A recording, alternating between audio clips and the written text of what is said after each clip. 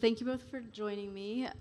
So we've heard a bit today about data and the importance of managing it, analyzing it, using it intelligently. But the quality of data is really what is going to ensure that it's useful for utilities. So we're going to talk a little bit about that and asset traceability today. So let's just jump right into it. And Kris, I'm going to start with you. What are some of the challenges of not having high quality data and asset traceability in your systems at your utility? Yeah, thanks, Erin. Great topic to lead off. Wow, the lights are right up here. I feel like Taylor Swift or something. This is crazy.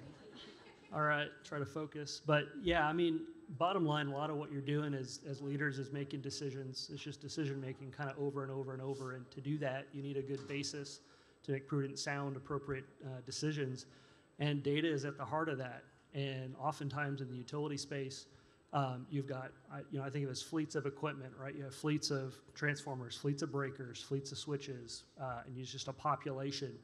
And you've really got to understand almost every nuance of that population and have good quality around it to make investment decisions. Do you decide to keep maintaining an asset? Do you retire an asset and replace it with something new? You've got issues like vendor recalls that we've seen across industry before. You've got issues where you could have a problem with a particular make model of something and you've got to replace it everywhere else. So you got to find out, okay, where do I have those things out in the world, in the space? So all those things are critical and come back to having good high quality data from cradle to grave. Great, thanks. And how are some of those issues, Alicia, addressed with these standards and traceability? So we are working on a program together with IEEE and EPRI to create standards and technology to solve some of those problems that Kris just described. We're calling it the SCAPE program. It stands for Supply Chain and Asset Traceability for the Electric Grid. And the goal of the program is to enable a digital thread of an asset, all the way from design and manufacturing, all the way through to decommissioning and recycling. And the idea is that the product information should flow all the way throughout that entire supply chain consistently, and it should flow digitally, and it should be a consistent data set based on industry standards. What you have right now is a fairly fragmented flow of data where the manufacturer creates a product data sheet, they have a specification, maybe a test report that they deliver, they call the asset, they have a serial number and a product code, but then when it gets to the utility, it might get a different ID, and it might become a compatible unit or a received material, or it gets a GIS asset number, and the flow of data can be very fragmented, and there could be several phases throughout that process where data is manually read off of, say, a nameplate, and manually written on a piece of paper or typed into a system, and there's a lot of opportunity for errors there. So what we're trying to do is create a system that allows that information to flow all the way from design, manufacturing, all the way through all those systems of record, so that the utilities have high quality traceability and asset attribute data in their system of record. And where this really starts is with the manufacturer. They're really the first ones that create the birth of the asset, is what Kris gave me that term today. When the asset is first created by the manufacturers, they're the ones who are going to create most of the data that is needed for this digital thread. So the goal of our program is to create an industry standard for the attribute data that all the manufacturers can comply with. And what this will end up looking like is the manufacturers apply a smart tag, like a barcode, to the asset. And within that barcode, it will have a unique ID. And it won't just be a serial number from the manufacturer, it will be an industry universal unique ID that is applicable for all manufacturers throughout the industry. And then that unique ID, when a utility gets it, they can scan that barcode or the smart tag and get that unique ID, but then also get all of the attributes associated with that particular product. And it might be 10 attributes if it's just underground cable, or it might be 100 attributes if it's a more complex transformer. But the idea is that it's based on industry standards, and so that no matter who your manufacturer is, you're able to retrieve all of that information from the barcode based on an industry standard format. And what that will do is enable you to create workflows around that standard so that all of the data is automatically populated into your systems of record. So there's the whole supply chain, from design to decommissioning, but we're really addressing that manufacturer to utility part of it, because that's where a majority of the data is created. Please do that. I was going to ask what your reaction to hearing Alicia talk about this project is, Yeah, but I think... I mean, I love it. I need it yesterday because, yeah, Texas has grown, and as are a lot of parts of the world, and, 2.5% a year growth, so we're doing a ton of projects, hooking up a ton of generators. Service reliability is still a focus, too. So you're constantly onboarding or birthing, new assets all the time, and the clock starts right away from an asset management perspective. You've got PMs you've got to set up right away. You've got, NERC PRC5, right, on a relay. You've got maintenance intervals you got to hit. If you don't set it up right kind of at the cradle stage, you could screw up your intervals, and then you have a NERC violation. PRC5 is like the most violated NERC violation out there on relay maintenance. So it's critically important. I chuckle a little bit when you talk about, taking pictures, writing stuff down in tablets and stuff, and not like digital tablets like Big Chief, writing tablets, right? That's how a lot of this still gets sort of brought into the data ecosystem today, which is kind of a little troubling. We're trying to scale up and increase the throughput of our capital plan and capital project portfolio. And so it really takes things like that to be more efficient, to execute and implement at the scale that we're trying to do. Thanks. I was trying to put Alicia's slide up here, but doesn't seem to be advancing. So if anyone back there could advance so Alicia could just share her slide, I'd appreciate it. But I'll go ahead and ask my next question, which is, what are some of the challenges of implementing standards like these? I can start. Yeah, I mean, coming in hot. Standards are tough. It's basically putting all the hard work up front, figuring out what you want, figuring out your use cases, figuring out in this application what all that metadata is, if I can kind of use that, if that's the right word.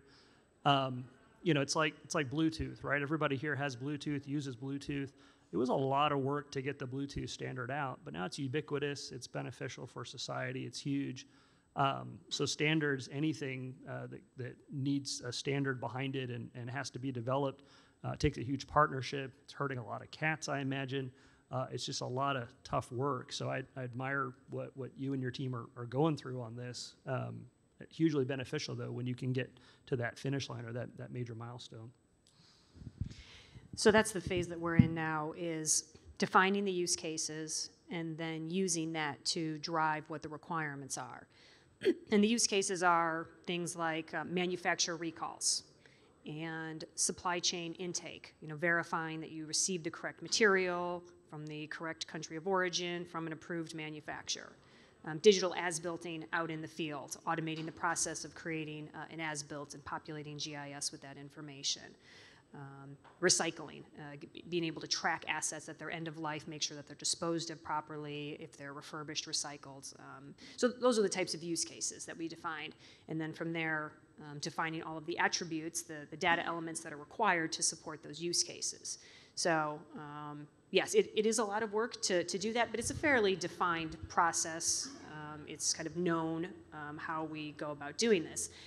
The part that's going to be the most challenging about actually implementing it is, once we have these standards developed, is the balance between the manufacturer implementation and utility implementation.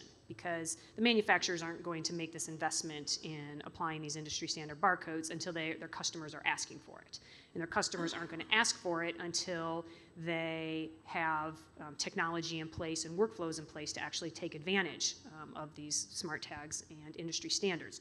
So it's kind of like a two-sided market where both things need to be happening at the same time so that there's enough critical mass for the utilities to be able to really leverage these smart tags to take advantage of this. So I think the challenging part is going to be the timing and getting enough momentum and participation at the early phases in order to provide everyone the incentives to make the investment in this. And Kris had a good idea about finding a utility that has a big, say like meter replacement project or some type of project where they're purchasing a large amount of assets from a single manufacturer. And that could be a great way to work directly with that manufacturer to implement the standards and use that as like a pilot project to demonstrate value. So you mentioned utilities and manufacturers. Who are the other stakeholders that need to be brought in to implement a project like this, or how do you work with those stakeholders and bring them together? So I might ask you, Kris, like from a engineer and your construction contractors, how do they have a role in, like, do they purchase equipment on their own, and like, is there a role for them to play in this? So they certainly might. I mean, one tool in the toolkit is an EPC style of building out facilities, and so in that case, yeah, you've got to have that entity kind of at the table too. So yeah, there's multiple stakeholders. I think the manufacturers and the end users are key, but also you've got to have the system folks, the Maximo type folks who are going to house a lot of this data, the ArcGIS folks as well. And then the construction resource piece of it is likely a part of it too, especially if it's passing through them on the way to being installed. A lot of assets we may procure, but we may use a third-party constructor to put the pieces together out in the field. So you've got to set it up right. So yeah, there's a lot of people that probably need to come together around the table. One of the beneficiaries of this would be some of your contractors, because one of the use cases that we're looking at is the ability to scan this smart tag and retrieve information about installation, instructions, recalls, safety notifications, FAQs, installation manuals, things that field crews need access to. So even if it's your contractors, their lives could be made better by accessing the information that would be attached to this smart tag. You both kind of mentioned how this benefits, some of the workers. I was wondering if you could expand on that a little bit more. You talked about people with their, the big chief tablets, and but earlier before the session, there was one on the utility workforce of the future. So how does something like this really, change their jobs?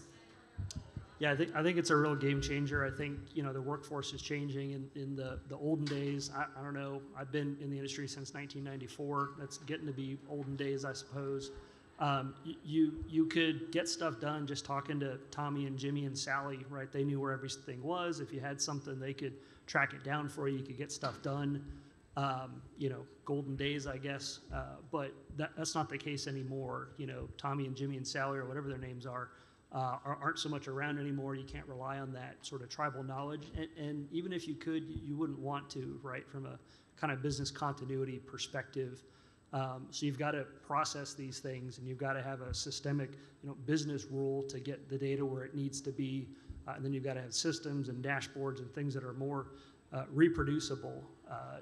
When Jimmy and Tommy and Sally retire or win the lottery or whatever, you've got to be able to get through that. I also think that when the technology shown here on screen is more probably akin to what a more modern worker is used to, right? Like my kids are probably going to be more used to working in a space like this, working in a digital space, clicking, scanning, things like that, rather than the maybe old school methods that we touched on a little bit. So I think it definitely supports the workforce transition touched on previously.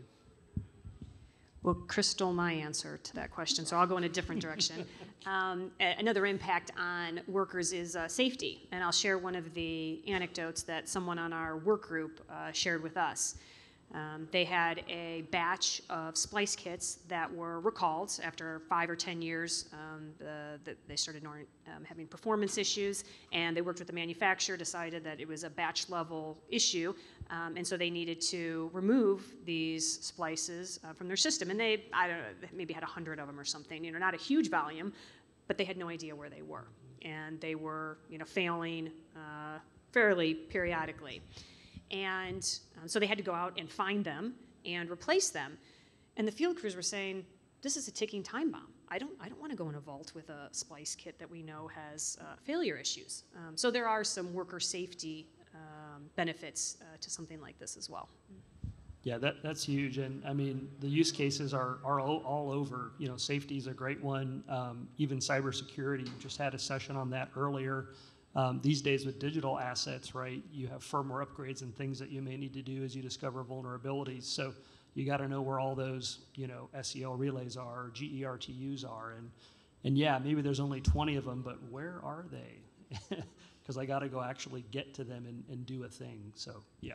Cybersecurity is another use case that we're trying to address for those pieces of equipment that have embedded software and firmware. You need to keep track of that. And this traceability system could also enable that. There's something called a SBOM, a software bill of materials, that all software vendors provide it, but it's something that the hardware manufacturers with embedded software should also be providing. But just keeping an inventory of that and keeping track of it can be problematic, especially with the hardware side, because they're not really set up in the same way as, you know, the IT systems might be for tracking the version of software that you have. So we see this as a potential solution to automate the process of creating an inventory of all of the software and firmware embedded in grid assets. When we had our call to kind of chat about this session last week, Kris, you mentioned a GIS project that your team is working on. I was wondering if you could share a little bit about that project and maybe some of the challenges you faced. Absolutely, yeah. So 2 of my groups work in the GIS and Maximo space, and we're working on an integration right now between those 2 systems. And that's going to be a real game changer. We do real good asset management, I think, on the substation side of things. It's a known sort of controlled perimeter and environment. You know what's in there. You can go and you can usually see everything almost from one vantage point. You can wrap your head around it. You can track it in a system like Maximo. That's a little different for transmission line assets, right? You may have a 150-mile transmission line with thousands of structures that are just all over the place, somewhere along a right-of-way, traversing West Texas or wherever.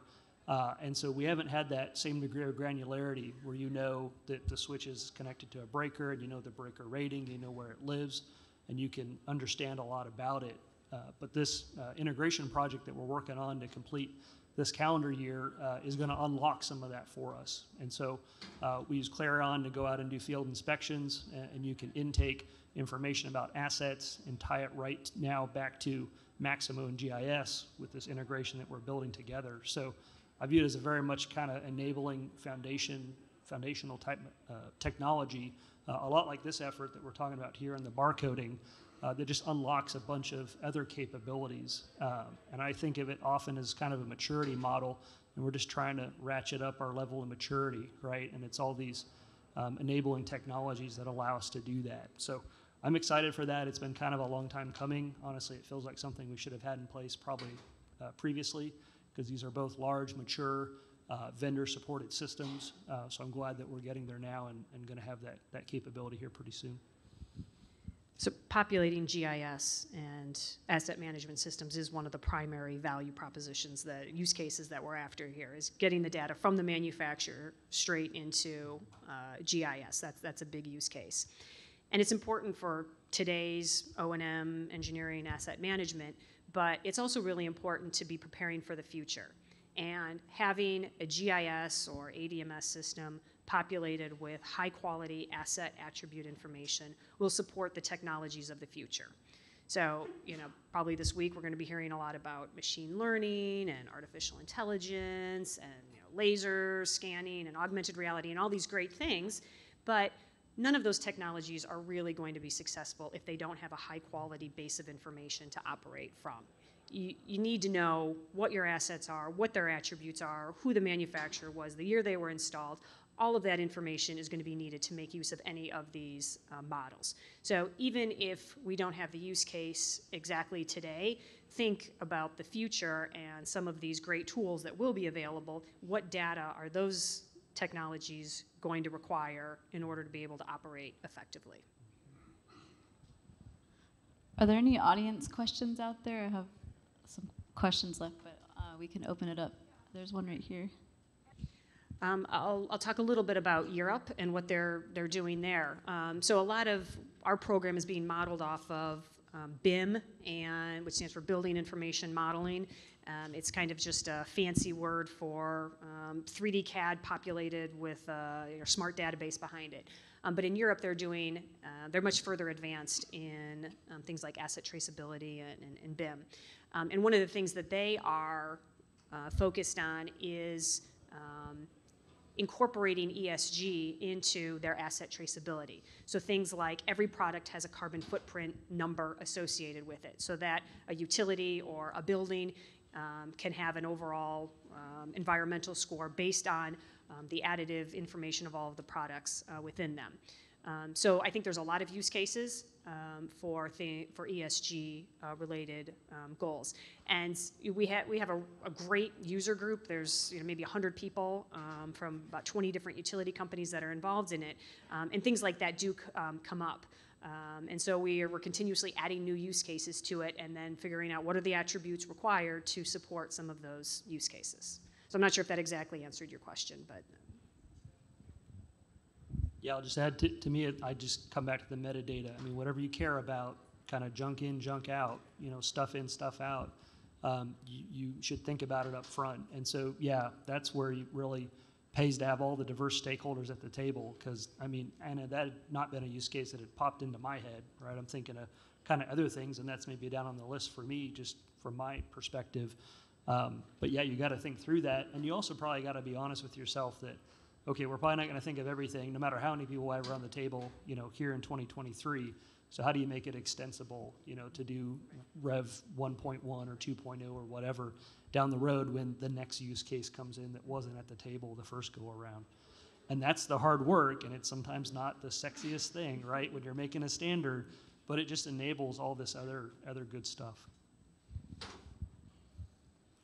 Thank you. Any other questions out there from the audience?